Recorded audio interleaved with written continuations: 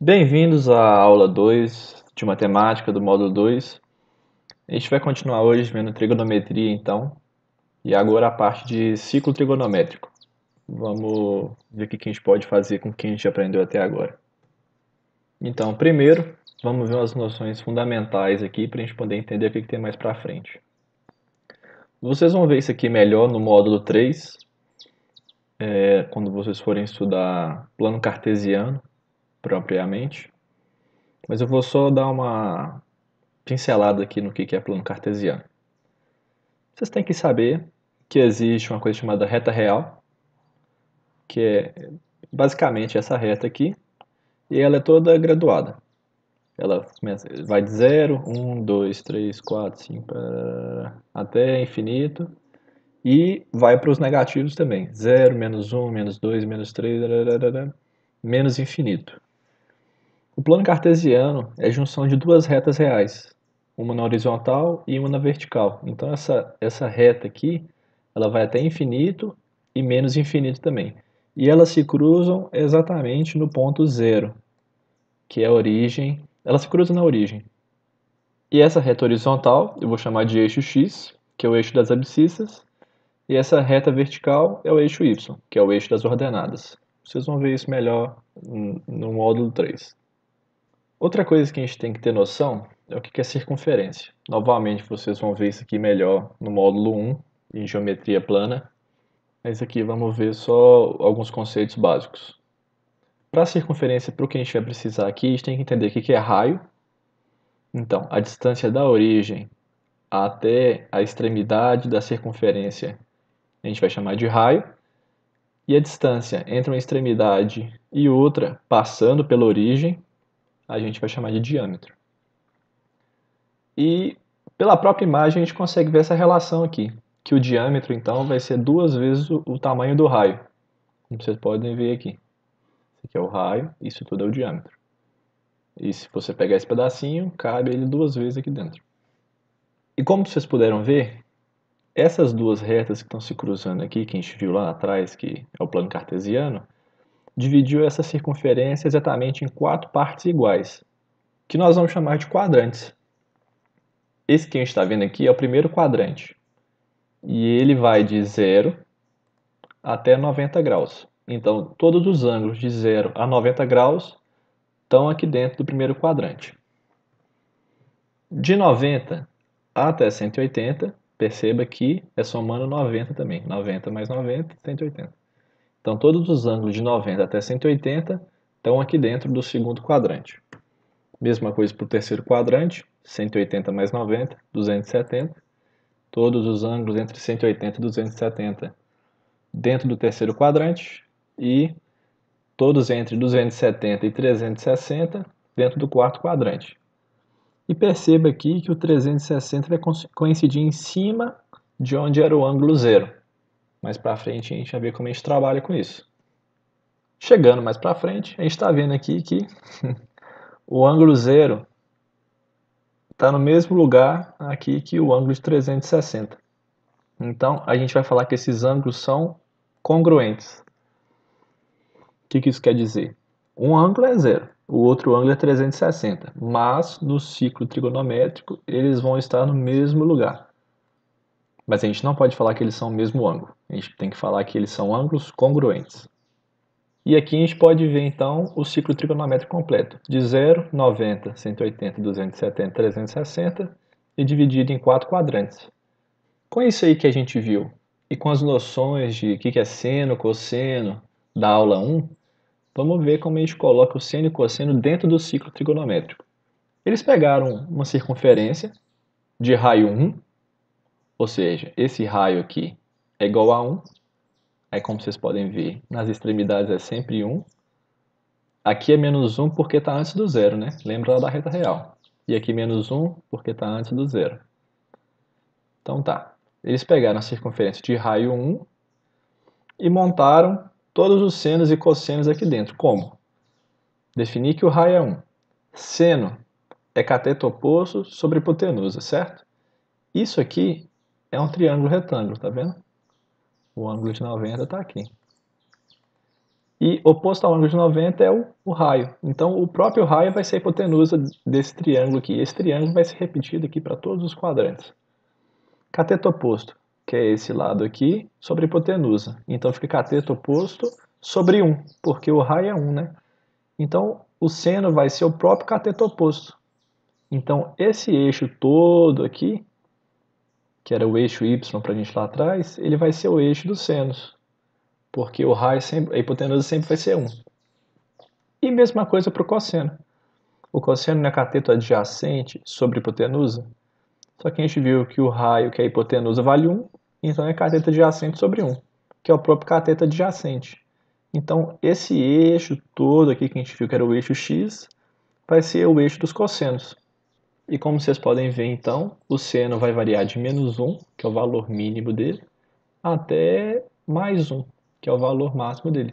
Mesma coisa para o eixo dos cossenos aqui. Cosseno vai variar de menos 1 até 1, que é o valor máximo dele. Então vamos ver um exemplo de ângulo aqui para a gente poder colocar no ciclo trigonométrico. Eu peguei aqui o 30 e coloquei aqui a abertura então, 30 graus. A gente viu lá na tabela já que seno de 30 era meio, ou 0,5, né? Então vamos aqui no eixo dos senos, que é esse aqui. Então se é meio, está entre 0 e 1. E, coincidentemente, ou não, ele está aqui na metade certinho desse segmento aqui, que vale meio. E a gente viu que o cosseno valia a raiz de 3 sobre 2. Isso aqui é aproximadamente 0,87. Então, 0,87 é maior que 0,5 e é menor que 1, né? Então ele está aqui. Então, entendeu como é que faz? Você pega o ângulo, joga o seno dele nesse eixo e o cosseno dele nesse eixo aqui. Então, para o ângulo de 30 fica assim. Agora, olha que interessante para o ângulo de 90. Não está na tabelinha, mas aqui pelo ciclo trigonométrico a gente consegue ver qual que é o valor de seno e cosseno de 90. Olha, o ponto está aqui em cima da extremidade no 90. Então, quando a gente faz a projeção para o eixo dos senos, o seno de 90 vale 1, porque ele está todo aqui em cima.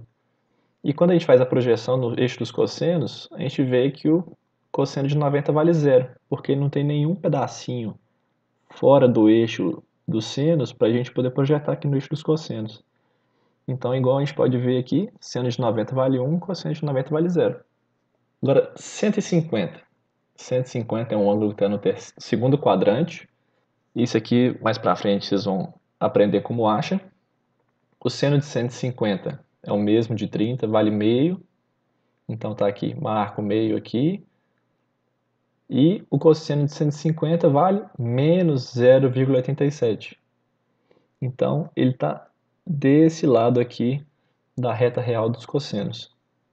Por isso que ele vale negativo, porque ele está antes do zero. Então, a gente marca aqui cosseno e seno. Ó, o ângulo de 180. Agora, diferente do ângulo de 90, ele está todo em cima do eixo dos cossenos. Então, não tem nenhum pedacinho para a gente poder colocar aqui no eixo dos senos. Então, o seno vale 0 e o cosseno vale menos 1. Por que menos 1? Porque está desse lado aqui, antes do zero, então, menos 1. Mais um exemplo aqui, 210. Está no terceiro quadrante. Então, seno de 210 menos meio. Vem aqui no eixo dos senos, marco menos meio, que está entre 0 e menos 1. Marcado? Beleza. Vou cosseno de 210, menos 0,87. Entre 0 e menos 1, 0,87. Marco aqui. Entendendo como é que funciona? Isso funciona para qualquer ângulo. 270 é o mesmo caso do 90, só que agora em vez de estar para cima, ele está para baixo. Então está entre 0 e menos 1. Então, olha só, o seno dele é menos 1, porque está na extremidade aqui de baixo, e o cosseno 0, pelo mesmo motivo do 90. 330 está no quarto quadrante. O seno dele vale menos meio, então, no eixo dos senos, entre 0 e menos 1, menos meio.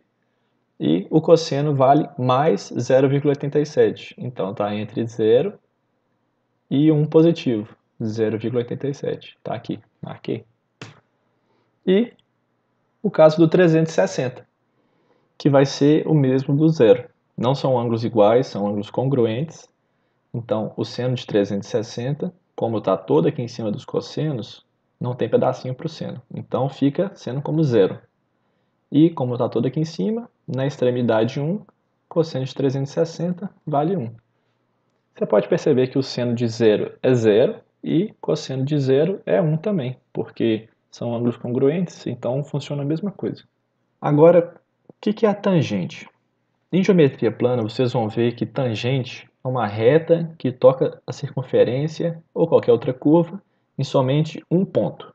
No caso, a nossa tangente aqui vai ser definida como essa reta que toca a nossa circunferência somente nesse ponto aqui, ó. E como é que foi definida a tangente? A gente tem a extensão aqui do ângulo, a abertura, o raio da circunferência, e essa extensão para fora aqui da circunferência, que toca o ponto que toca essa reta, a gente vai falar que essa distância toda aqui é a tangente do ângulo. Beleza? Olha o exemplo do 45 aqui. A gente viu lá na tabela que 45 tem seno igual a raiz de 2 sobre 2, que é aproximadamente 0,71, e o cosseno é a mesma coisa, raiz de 2 sobre 2, que é 0,71. Então, marco 0,71 aqui e 0,71 aqui, os dois positivos, né? Então, acima do zero e à direita do zero. Marquei os dois, fiz essa reta aqui, que é o raio da circunferência com abertura de 45 graus, e vou fazer essa extensão aqui para fora agora. O ponto que toca aqui está na mesma altura da extremidade da circunferência. Então, eu sei que essa tangente vale 1. Então, olha aqui, tangente de 45 vale 1. Por isso que tangente de 45 vale 1. É porque a extensão dessa reta aqui toca uma reta tangente do lado de fora e esse comprimento todo aqui vale 1. Então, tangente de 45 igual a 1. Vamos ver um exemplo especial aqui agora. No caso de tangente de 90 e tangente de 270. No próximo slide, eu vou colocar os valores de ângulo bem próximo, aqui quase encostando em 90 e quase encostando em 270 para vocês verem. A tangente eu falei que era uma reta que estendida aqui tocava essa reta aqui de fora, né?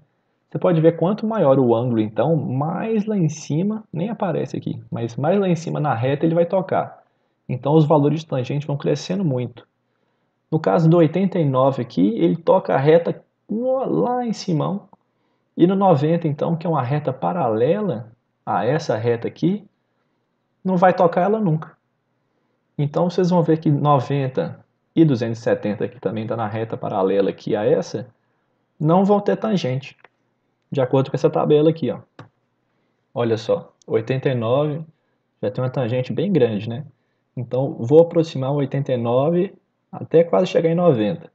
89,9, 89,99, 999, 999, 999, quase 90, bem próximo, né? E olha como é que a tangente vai crescendo. 5.000, 57.000, 582.000, 5 milhões.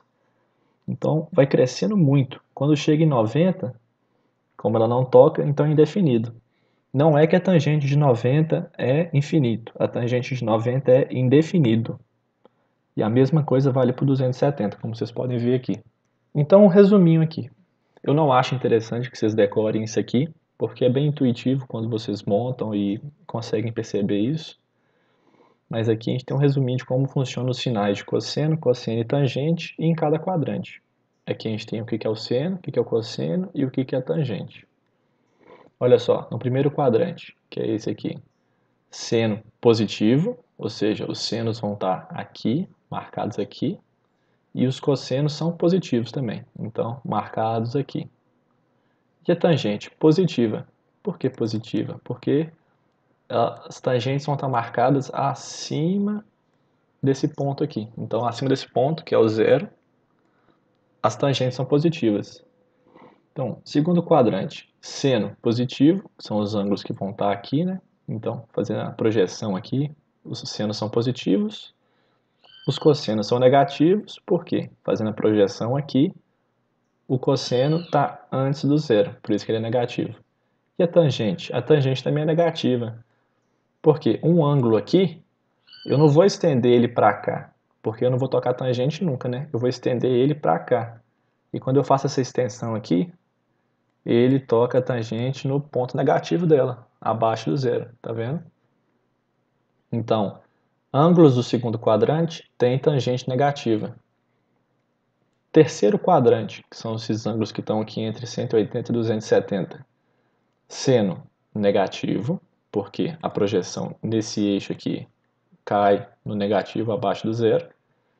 Cosseno negativo, porque está antes aqui do zero também, faço a projeção aqui, cai em pontos antes do zero. E tangente positiva. Ó, que estranho, por quê? Porque eu tenho um ângulo aqui. Novamente, não vou fazer extensão dele para cá, senão não toca tangente nunca. Vou fazer extensão dele para cá. E fazendo extensão para cá, olha, toquei a tangente no ponto positivo dela, acima do zero. Então, ângulos do terceiro quadrante têm tangente positiva. Quarto quadrante, seno negativo, porque é um ângulo que está aqui. Então, a projeção dele aqui no eixo do seno é abaixo do zero, negativo. Cosseno positivo, porque faço a projeção aqui no eixo dos cossenos.